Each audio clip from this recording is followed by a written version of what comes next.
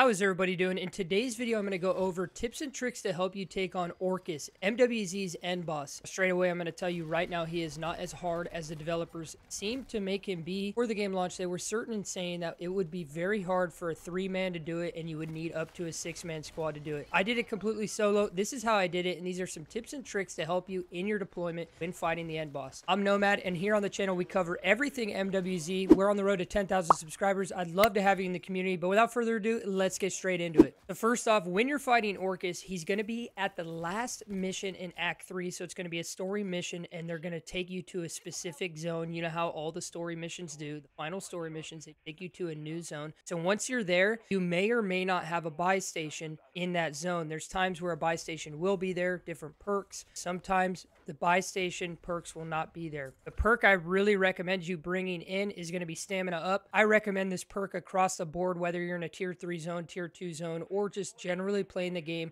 It is one of, if not the best perk in the game. I take it over Juggernog. I think it's fantastic, being able to kite the zombies, run away when you can so you can reload and things like that. I also recommend taking your favorite weapon, fully kitted out, into this mission. Obviously, you know you guys are going to be taking a weapon, and that's normal for people, but take a weapon with high mobility, fast ADS time, and fast sprint to fire time. The whole purpose of this is during his fight, there are going to be a lot of zombies on screen that you're going to have to run around, and they're going to be tier 3 zombies. So make sure you have a fast ADS and a fast mobility weapon. I usually opt for an assault rifle with no stock, quick ADS time, whatever it may be. Depending if you're doing this solo or in a squad of 3 or more, it really depends on what you can bring in. Let's speak on the low end. Me doing it solo, I brought in a minimum legendary tiered weapon with Pack-a-Punch tier 2. You do not need Pack-a-Punch tier 3. If you can get it, fantastic, but do not worry about it. You won't need to bring that in. I recommend bringing a self-revive and multiple ones if you can.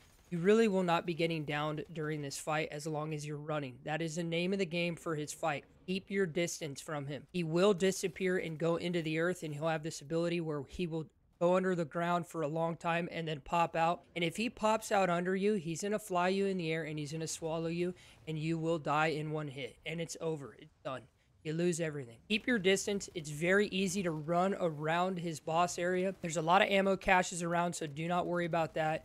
Don't worry about lethals as well. Take a lethal that would be good for you to kite the enemies. I recommend bringing a decoy as well as maybe a breacher drone. Breacher drone is my favorite lethal. You throw the decoy down, all the zombies go to it. You throw the breacher, you kill every zombie in the group. This is the way you're going to be getting your plates. Plated vest, I recommend having a tier 2 or tier 3 plated vest. Those will be great, but they are not necessary. What you want to really focus on is having, at a minimum, a legendary or epic weapon with Pack-a-Punch tier 2. Now, that's if you're doing it solo. If you're doing it with a squad, obviously, your DPS output is going to be higher because you're going to have multiple people shooting Orcus at once, and he's not that hard. It's all about timing. It's all about dumping as much DPS into him as you can when he's up in the air. You also are going to notice that there's going to be a mechanic in his boss fight where he's going to shoot these orbs out. They're kind of like the Aether orbs that fly around the map. These will target you, and they will do a lot of damage to you. These are the main thing you need to look at during this fight.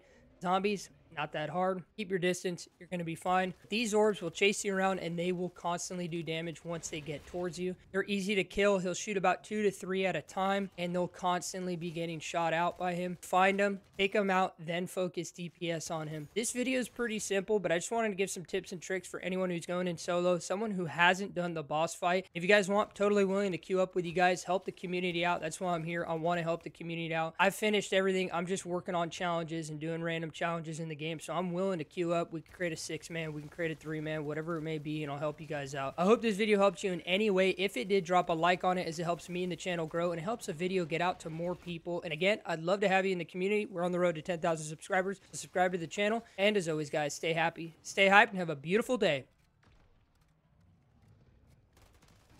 Let's go! Yeah!